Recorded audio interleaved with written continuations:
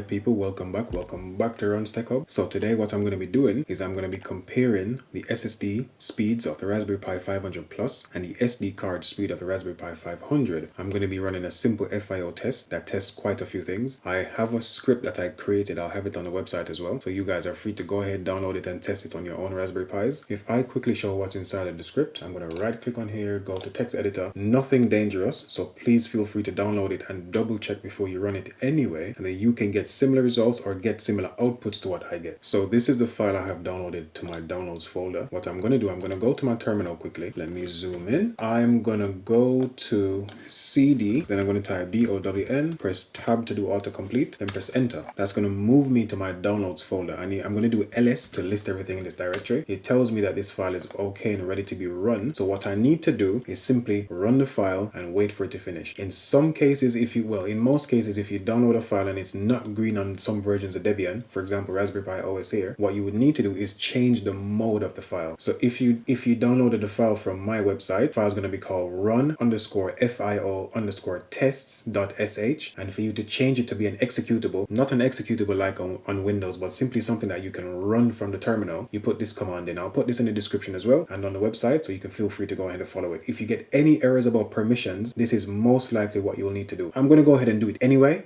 It's not going to change anything for me. And normally, when you do it for the first time, if it doesn't run, this will be grayed out. And when you do it again, then it will be green, telling you that you can run it. So what I'm going to do now is run this program. This is the Raspberry Pi 500, the original Raspberry Pi 500. And this is running an SD card, a micro SD card, a relatively decent one, but it's going to be, in my opinion, nothing close to the speeds that I'm going to get from the SSD. So to run it, I'm going to press this. So to run it, I'm going to enter this command. I'm going to run it back to back 3 times. I'm going to output the results to a text file. I might put those results on the website as well, so people can actually go and look and see what's in there. So I'm going to press this now, wait for it to finish. It's going to time everything, do everything it needs to do. Then I'll come back.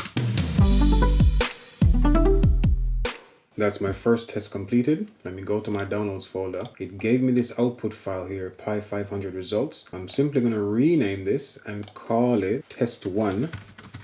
Test1 Pi 500 results. Perfect. I'm going to go run that test again. That took roughly 200 seconds. So let me run that test straight away again. That was test number 2. That took 166 seconds. That's a big difference, 40 seconds difference from the previous one. But let me go back to my downloads folder again. Let me right click, rename. I'm going to call this one test 2 Pi 500 results. Perfect. Run this one more time. Then I'm going to move over to the Pi 500 Plus. It went from 200 to 160 and now 83 seconds. But those are the results I got. Back-to-back testing. That's what I got. I'm going to go back to my downloads, change this again, rename to test 3. I'm going to jump over to my Pi 500 and do exactly the same tests. I've got that exact same program again. So this is the same program I ran on the 500. The only thing I changed here was the name of the text file. I changed it to 500 plus instead. So I'm going to go to my terminal now. Let me go CD, then go downloads. ls to list everything in that directory. Perfect. This one is grayed out, so now I'm going to have to change the mode of this one. So this is what I was speaking about earlier. You have to do this, otherwise it won't work. If I just try to run this, I'll show you quickly. What will happen, it will say permission denied, and permission is denied because I need to change the mode of it. And this is the command you need to change the mode of it. So again, if you download it from my website, if you're running this on any Raspberry Pi or any system to be fair, and it says permission denied, this is what you most likely will need to do. I'm going to press enter now. I'm going to do my ls command again, and this thing here, the .sh file that was grayed out should now be green. So I'm going to do ls, press enter, and there we go. It's green now. So now I can run this command as I would normally. And this is how you run it. I'm going to press enter. It's going to do all the same stuff it did on the Raspberry Pi 500, but using the 500 Plus instead. Do keep in mind, the 500 I have only has, well, I say only, right? This single board computer I have with 500 only has 8 gigabytes of RAM versus the 500 Plus, which has 16 gigabytes of RAM and an SSD. So whatever caching is going to be done in RAM is going to should be in theory much better on the 500 Plus because it has more RAM to work with, and it should also be a lot faster because it has the SSD to work with as well. That is ridiculous. The fastest time I got on the Raspberry Pi 500, the original one, was 80 seconds. The first run on the Raspberry Pi 500 Plus, 7 seconds. That's a huge difference. But let me go to my downloads folder. Let me change the name of this. Let me change it to test 1. Now, results might differ for a few reasons. It might just be that the system's actually warmed up, everything, the background processes are running, it's holding everything in cache, so when I run the same program again, it just pulls everything from memory. That might be the case. But regardless, I'm going to run it back to back to back to see what happens. I'm going to run exactly the same command again, see what happens. Again, stupidly fast. Test 2 only took 5 seconds. So I'm going to go back to my downloads folder. I'm going to rename this one again.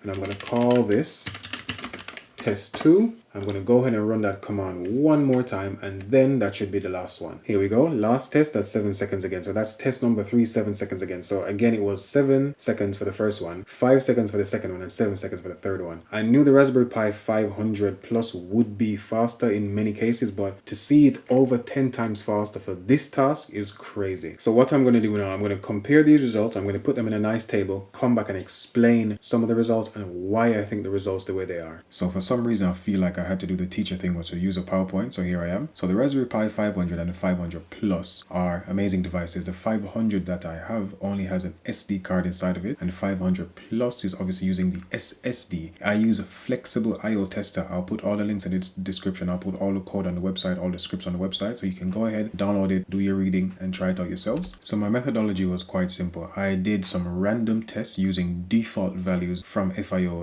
tester, and then after that I did some extra testing, but I didn't save those results yet because I need to go redo those tests. In the extra tests, I changed the default file size to 2 gigabytes, and also I did asynchronous tests and synchronous tests, so both read and write for both devices. The scripts I use will be on the website, so feel free to check them out, download them. Please double check them before you run them. They are completely safe. They're the ones I use, but please double check them anyway. So again, the basic tests I did, so I did IOPS and I did bandwidth. So for IOPS I did sequential reads and writes, and for IOPS again I did random reads and writes. So I think random reads and writes is going to give a more accurate description or a more accurate layout of what most people will do. You have this open, that open, saving a file, playing music, watching a video, whatever the case is. Then I have for bandwidth, I have sequential reads and writes again, and also for bandwidth I have random reads and writes. Now I know some people might say the tests are not valid or valuable enough. The default test file sizes for FIO were all under 8 gigabytes, and I know some people might be saying, well, it will just put everything to RAM or most of it to RAM and pull it from RAM instead of the drive. Now you're 100% correct. I know it could bypass the drive if it's all been cached, but the whole point of this was just to get a quick overview of the differences that would be available with default values. I didn't want to change too much. So here's the basic random test overall results. I'm going to briefly go over this and break it down further. So the Pi 500, these are results here. So 3121 to 3908 megabytes per second, and for the Pi 500 Plus 3180 to 4000 megabytes per second, and that's with sequential writes. For sequential reads for both devices, I got maximum 89 megabytes for the 500, and for the 500 Plus maximum was 433 megabytes. For random write IOPS I got 988 for the Pi 500, and the Pi 500 Plus I got up to 180k IOPS for the Pi 500 Plus. Random reads IOPS for the Pi 500 I got up to 367, and random read IOPS for the Pi 500 Plus I got up to 7757 for the Pi 500. Here's a quick overview again of everything, so please pause the video, have a look at this. I'm going to get to the ones where it has individual values, so sequential writes only, then sequential reads, but please pause and have a look at this stuff. So now we have a breakdown of the bandwidth, so that's megabytes per second.